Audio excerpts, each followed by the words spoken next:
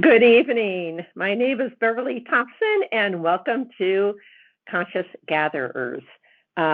Today is the May 17th, 2022, and this is our episode 68.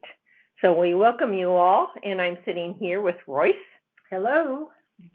And we've got a couple of things to talk about that are a little bit different, but what else is new, right?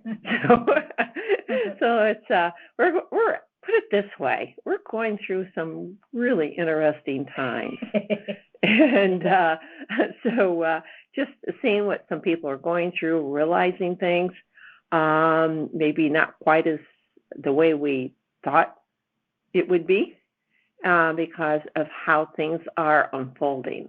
And so we're going to go through a couple of things that happened. And I thought you might want to start out just talking about the animal kingdom. So because you're really good with that, and this is, I'm looking at Royce as I'm talking, and I don't know how different that is, but it's just to realize the preciousness of the animal bird kingdoms. So tell us your story, if you would. Yes, more and more my eyes are open to just how conscious, how aware, how caring and empathetic the animals are. And I had an experience this past week with the bird kingdom. I was on vacation, and when I came back, there was at the back of the property, there was a bird lying there dead. It was a pigeon, and had obviously been there for a while. And so I have put it out there to the animal kingdom that if any of them are getting ready to transition and don't want to be alone, that I'll be there for them. Or if they fall and they don't have to worry that their bodies will just lay there and decay, I will give them a proper burial. And I've had that happen so many times, real close to where I walk. That's where I'll find one, and I know that it's time for a funeral. So what I did was I came back in the house and got the shovel and made a hole. And I always have a habit of lining the little grave with some greenery like grasses and things. And so I took the shovel and went over to the bird, and as soon as I put the shovel underneath the bird, all of the birds in the area started singing. And it was, there was no singing before that. All of a sudden, all of them started singing. So that really got my attention. And so I, pardon me, I took the bird over and placed it into the grave and covered it up with some more greenery.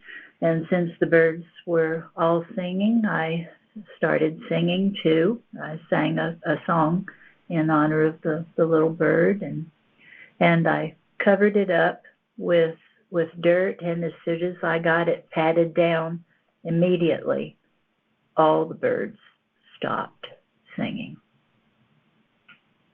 So to me, it was just the most precious expression of, I don't even know how you would categorize that,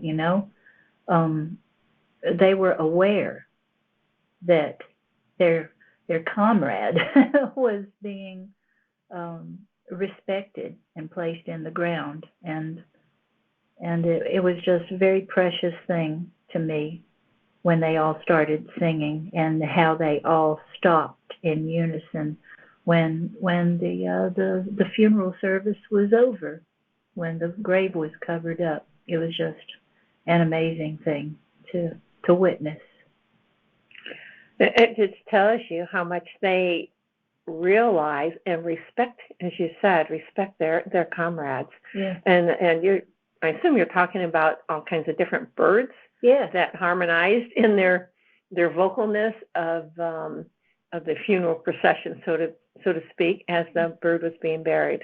Yes, and I had something very similar happen to like that sometime before. There was a bird that got hung up, got its foot hung up in one of those shepherd's crooks that a bird feeder was hanging from, and well, it died there. I didn't look out there in time, and it obviously happened very quickly because there was about 2 hours of time that I wasn't looking out there. So I got the bird down and I buried it right there at the base of that shepherd's crook. And for about a week after I had buried it, different birds, and especially the mourning doves, would come up and look down at the ground for long periods of time, like it looked like they were in deep contemplation, you know. I believe that they were very aware that one of their friends had been buried there, and they were just being very respectful of the whole situation. It was amazing. I could talk for days about my little last moments with birds and funerals that I've had for them and other animals and stuff. They're just, the animal kingdom is just so amazing, so aware. And it just, you know, it's very disheartening to see how some people just disregard, don't have any sense of their knowing what's going on. The animals know what's going on. People just don't. But I guess if they have never experienced anything like that and don't have a knowing about it themselves, that they just carry on blindly in their daily lives. And so that's why I tell you these little stories, to help people to open their eyes and their hearts, because the animals are very aware. Very aware. So we're saying, keep your eyes open to these animals and respect them, and they'll respect you. Yes. And, now it's a time for a lot of birds are nesting, and people don't want them to nest on their front porch. I can understand that, because I do have a family that will be a family that mother is in her nest, and I talk to her, and I talk to the dad. He's nearby, making sure everything's guarded, and sometimes I'll scare them. They'll fly away, but now they've gotten used to me, and it's near my front door. Now, no, I don't necessarily like what they leave, and so, hose that off, but they know. And so I just talk to them, and they just they look at me. And but they used to dive at me. This is a couple of years ago, and anybody that comes to visit, I said, "Can you come through the back door? Otherwise, you're going to have a herd dive at you." So anyway, that doesn't happen anymore. So it's like they're getting used to it. And then the other birds, their friends, used to come over and dive with them. And go for your head or whatever it may be, and you'd like, whoa, I gotta move out of here. But they don't do that anymore. Yeah. So it's just mutual sense of respect. Exactly. So anyways, we'll see what kind of a family that I'm going to have on my front porch. And it's just the other thing that happened, and I thought, I wonder how did that happen? On the other side of my porch, it's maybe about 20 feet over or so. Another nest was being built, and a different type of bird, and I'm not sure what kind of bird, but anyway, all of a sudden I noticed the nest is gone, and then the other birds were nesting at the other end. So I'm wondering if they took the other nest down, said, "Hey, this is my territory. You can't be here." Yeah. So I got a feeling that happened, and so anyway, I have one family growing, but anyway, be aware of the birds and appreciate them. I mean, they do a service for us. Yeah, birds, dogs, cats, horses, any number of animals. They're precious beings, precious conscious beings. They are. So are we. Yeah. Absolutely. So, all right. I'm going to change our subject matter a little bit here because this did happen.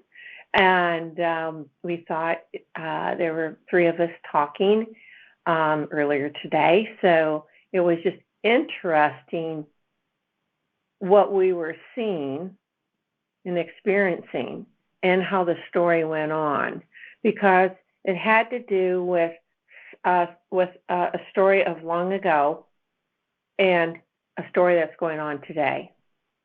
I think I can use those terms. So what is very interesting is that a friend was having issues with an acquaintance, okay, and was a little put off by her the right word, didn't feel like she was fulfilling her job properly, okay? Yeah. That's a good way to put it. And had lost, didn't have much respect for this. My friend didn't have much respect for this other person because of she didn't feel that she was doing her job. Okay, so as we were talking, and then both Royce and I are quite visual, and I could see a tall man standing near our friend or behind our friend, and then I'm going to let you. Then you started, in on a little bit of the story. Yeah, I'm trying. when you looked at me like that, it was like, deer in the headlights. What did I say? That where they're from, Lithuania. Oh yeah, Lithuania. Was it Lithuania? Yeah. Okay. But there was a thing of our friend, her station, if you want to call it that, in life was one of a little bit more privilege. And this is in Lithuania. We don't know what time period. Yeah, don't know. And this is like her father standing behind her. Yeah. We found out. All right, yeah. Please continue. And there was a horse involved. Our friend had a lot to do with this horse, mm-hmm. and was a person who was looked up to in the community. And this other person was like a milkmaid. A person of, if you want to word it, lower station in life at that time. And our friend, the way she looked toward this other person, she didn't have very much respect for her. Mm-hmm. It was the same person that she's having issues with today. Yes. And so the father said, get on your horse and start planting seeds. Yes. And we're kind of looking at each other, okay, what does that mean? And so it's get on your horse, get moving. Plant your seeds. You're planting the love. You're planting the peace. You're planting the understanding. And in doing that, she was understanding why she had I'm going to use the word disregard for a current person that's alive today, who was this milkmaid in a previous lifetime. And so that was carried over, that energy was carried over into this lifetime. I hope you're all following our story here. So, as we're kind of looking at each other, okay, what does this all mean? And then I saw my friend, so as she realized what had happened in Lithuania, how it carried over to today, okay, that she took a flower, it happened to be a daisy, and gave it to the milkmaid. Back in time. Mm-hmm. And in doing so, it changed the energetics of what she thinks of this person mm-hmm. today. Yeah. And so even though that was what she realized in today's time, she went back in time to make it right, so to speak. Yes, to set the energy straight, even the station in life. Yes. They were equals, and not one above the other or below the other. It's both equals. Yes, balance it out. And so it's just really interesting. So when we've talked about going into past lives or seeing past lives and various things that had happened, but you can see how some of those, that's another way of seeing it, how it's carried over into today and how you think about another person. And you may not think very highly of them, and that may be a carryover from a past life. And when you realize that, then you can change it in the past. Yeah. And so it changes the energetics of today. Yes, and even if you find that, here you're having these odd feelings towards somebody in present day, and you're not even aware of any past life thing or something, you can look at that person and look in your own private time, say, okay, I don't know what it is that happened between me and this other person, but whatever it is, I'd like to make peace with it. And just by making that step forward, that opens a door for things to be made right. If you do like our friend and offered the daisy to this person in olden times, then that was a great way for that to be rectified. It changed the whole energy. But just opening that door by saying, this, I recognize there's something that happened, and if I took part in that, my apologies, and I'd like to move forward. Get on my horse and move forward. There you are. Plant the seeds to get on your horse. Okay. So, it's just the visuals and all that. I could see some of those, and it just was very interesting. Oh, because in the Lithuanian lifetime, the milkmaid looked up to this girl with the horse. Yeah. Really looked up to her, and the girl with the horse had very little respect for her. None. It was like just their eyes would never meet in that type of situation, two entirely different stations, and you didn't approach one to the other. Yes. But, and then you realize that, and so it's just interesting. So you can change, I guess it's changed in the past, but it's the energetic of the past for today. Yes. And I have a feeling this goes on a lot. And we were able to see that today, and that was really quite a blessing to see all that. Oh, it was, and you apply that to your own life, and it's like, ooh, it's been so many times when you come across somebody, and it's like, oh, I don't know what it is, but that my hackles just went up, Yeah. So you have an option to walk away, or figure out why it's there. And if you can't figure it out, then open that door for peace. So peace, and then you don't have to be best of friends, but at least you can start understanding. Yeah. And then if if it can be changed, then you change it. Yeah. But to allow yourself to go into that lifetime to see that aspect of it. That means you don't have to go through all the details of that life, but just bits and pieces that will help you today. Yeah, and there's another thing too. If you are in such a relationship where if you do meet somebody and they give you a weird feeling, or it's just not very good, you can tell you just don't want to be there. If you're in a type of situation where you feel like you can mention something to the other person, maybe they have the same feelings towards you, and that could be your common ground to start a dialogue, at least.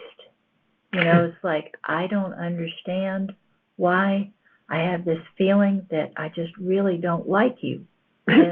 And the other person, well, yeah, I don't like you either. Why is that, it could open up a friendship built on dislike, but you can come to a common ground to where, yeah, okay, we can step beyond this. We don't understand what it is, but we can move beyond it. Okay, well, I don't know how many people are going to do that, but I know. I was like, okay, how come I don't like you? And the other person may not think that. It's like, you repulse me. Anyway, it's like, ooh, that's a big thing to cross. Yeah, but I understand what you're saying. Yeah. Check yourself and make sure you feel safe in doing so. Oh yeah. There would be times, I'm sure, where you just don't go down that road. You don't go down, and no. So you check your gut feel. Is that something that is my issue? It usually is. Yes. Or is there something else going on that you feel uncomfortable with a person that may not be very nice? Yes, and it may be something, that discernment, inner discernment, that's telling you you really do not want to be around this person, and there would be a very good reason for it. So just use your discernment. That exercise that muscle of discernment. Often. Yes. Often. Yes, that's what makes it stronger. Yeah. It just seems like there's a lot of this, time jumping going on, and I'm hearing other people talk about it too. And I'm trying to remember this story, but I do have an acquaintance or a friend, young friend, who did have a time loop, and she and her husband were driving down the road. They said, "Weren't we through here already?" And they're going through another intersection again. And just so there's a little more to that. And but they were both aware of it. Both aware. Mm-hmm. Yeah. So it's like, what's going on here? So, stuff like this maybe, is happening. Yeah. Yeah. So, and people are aware. It kind of freaks them out. And you can understand why. But it's an awareness. But there's usually more behind it. And I know my one friend, the wife, she's got a big role to play and to help people and help children. And so she brought that up, and I think it went into that area. It's personal, so I don't want to say any more, but it's just interesting how some of this stuff is coming up and then being told to us or experiencing other experiences that are people near us or ourselves, like you with your bird friend. So it's just the awareness of so much is coming up, and it's not necessarily the way you think it should be, in a linear reality. Yeah, well, there really is no such thing as a linear reality. It's just the way the brain functions. Yeah. So, we're going into a whole new world, guys, and it's So how this is all going to play out, I don't know. Okay, I'm going to bring this up too because this happened today. We also had some Andromedans, felt they were Andromedans visiting. I know I'm going there. I felt there was a fleet and between the sun and the earth. Yeah, and both saw it. Yeah. So we're, there's a lot of our space brothers and sisters that are assisting with the changes that are going on. Mm-hmm. And so our last episode, we talked about a changing sun, and there's a lot of sun activity. And so it looks like they can use their ship, their main ship, and it's huge. I mean, it's huge. I don't know if I can guess, but it's smaller than Earth, but it's maybe half the size of Earth. But don't quote me on that because I don't know. I don't have that reference point. It's very large. It's very large, somewhat spherical. That I could see it was somewhat spherical, but yet it had some geometric edges at least around the center. So sticking out. So I'm not sure what all this means, but it was just one heck of a ship. And I felt that they could also make their ship disappear or cloak their ship. Uh-huh. But it's still what they have used. They're using this ship, and I mean it's huge, and they have to watch how close they get to Earth because that can affect the Earth and as we rotate on our axis. So they have to be careful with all that. But they can use their ship to block some of those rays that will not harm. The coronal mass ejections. Yes. Yes. We got the words. The sun was coughing. Yeah. And I thought that was interesting. Yeah, I think we both got that. So, and that we did. I do think that was interesting too. Yeah, because those Andromedans, they work with star energy and radiation. Yeah, they handle it much better than we do. They're able to store it in their bodies and elsewhere. Yeah. But to use for future, Yeah. Future power source. They one of them had their palm up, and it looked like liquid gold in their hand. Just a little small pool of liquid gold. I thought, what's this? Remind me of when you see mercury, how it sticks together. And you can see the surface tension. Surface tension, yeah, where the molecular structure is. So this was like that, but it was gold. I thought, what are they doing with this gold? Why is he holding out his hand? Then I could see that he rubbed it all over his body, or his face, his hair, and his chest, at least the upper body. And so it had something to do with the sun and how they worked with the sun. Yeah, the way I was seeing it, it's interesting how Bev and I will be seeing the same thing, but coming through our own individual filters. So there will be a little bit of difference, but it's boiling down to the same thing. I saw like the ray of the sun, like more an Egyptian type theme, where the ankh was at the end of the ray of sun touching the palm of the hand. So it boiled down to the same thing. Yeah, which when we started talking about the ankh, and I think most of you that are listening to our podcast know what the ankh is. If not, look it up, please. It's spelled A-N-K-H. And if you look at a lot of the Egyptian drawings and that, many of them, of the beings are holding an ankh. Mm-hmm. And it really is an energy device. And what I was seeing today is that it would store energy from the sun. So it was like so-called free energy. But those mechanisms, I'm not sure what they're made out of. Now we're talking about gold, but anyway, they could store energy from the sun, and much like a battery works today. Yeah, except without all the caustic material. Exactly. So we're seeing this, and so we done research on it? No. So some of you listening that have done research on this sort of thing, I would love to hear some of your stories, because it's really nice to know that what we're getting and understanding is a deeper, goes a little bit deeper into the Egyptians and Atlanteans also on Earth, and their advanced knowledge of energy. More so than I can't say it was more so what we have today, but most people think we have today. More than what we presumed that they had, at least. Okay, yes, exactly. So it's just interesting when you start seeing this, and we're going to be learning more. And but those that are archaeologists, that sort of thing, especially in the Egyptian areas, and I think more stuff is coming out on the Atlanteans and Antarctica. Atlantis down in Antarctica. I think a lot of things have been found, along with a lot of the so-called space arcs that are being activated around the Earth. Around the globe. Yeah, so we've already talked about that, and mainly brought up with Dr. Michael Salla and along with Alana Danan. So anyway, I do listen to Michael Salla quite often, because he brings up a really interesting subject matter and people that have experience with what we're talking about. So I thank you all for joining us tonight. And if anybody has any more explanations on what we were seeing, we can let a lot of it out, especially on the gold of the Andromedans.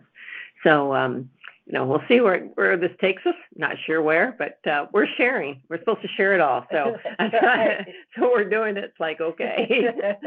All right. But thank you. And it's been fun. It's definitely interesting. Yes, it is. There's never a dull moment. No, it's like you not think on this planet. no, you think you understand something, and then something else is thrown in, and you're like, oh, whoa, wait a minute, this is not the way I thought, life was going to go. And so that's the big changes as we ascend, if you want to call that, or become more aware. And again, we have said this so many times. We are incredible beings. Yes. And we are gaining our freedom. I did get the word liberty today, and more to come on that. And we're going to leave that as is right now, but it's understanding how incredible we are. And so we are worth everything. I mean, it's, people say, oh, I can't do that. And it's a little self-worth. Get over it. Yeah. Get over yourself and just put forth the effort. You would be amazed when you use your consciousness to do something. There's nothing that we can't do. Yeah. Because we truly are amazing creatures. We are. We came here at this particular time to help. So if you think, oh man, I don't want to be here, think twice about that, because you're here for a reason. Definitely here for a reason. Yes, and maybe it's just the energy of your presence is the only thing that's really needed. Be here. Be present.